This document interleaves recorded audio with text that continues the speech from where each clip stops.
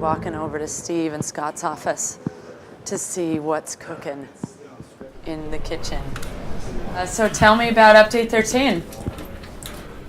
Well, just some minor changes, couple tweaks. A couple bug fixes, tweaks, performance improvements, fix some spelling mistakes in item names. Anything else? Meh. Yeah. Melee 2.0. What should we say about it? There's a lot of hype around the office about it. So I think it's a matter of just final balancing and final massaging of the different stances and making sure it works with all the different AI types and that sort of thing. But yeah, it's really coming together. We've taken every weapon that has like 3 or 4 attacks now, and now they each have like a dozen things that they can do and different stances, and those stances give you more energy to put into your mods.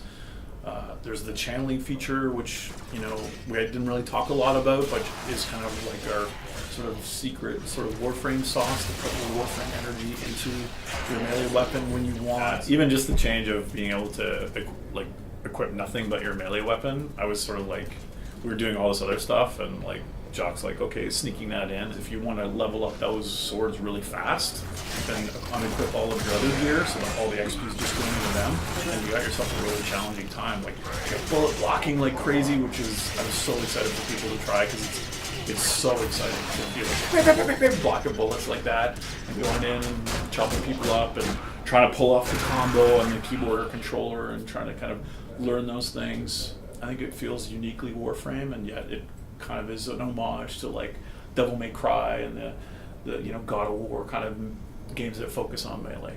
We got Hydroid as well. Hydroid as well. You turn into this water form, and then anything near you goes and falls into this kind of void, and then if they die, then they're gone forever. Or if they survive that, they'll kind of be spit back out when you turn back into your solid form.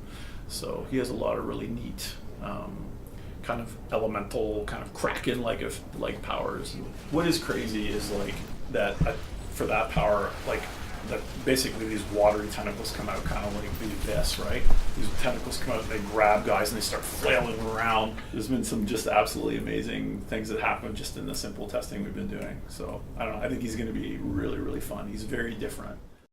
The dark sectors, yes. So yeah, every Tenno clan, or they can form together in a Tenno alliance and basically take back these dark sectors, which are places that were previously unreachable. They can build this Auric and Solar Rail to make that place open for the entire game to play there.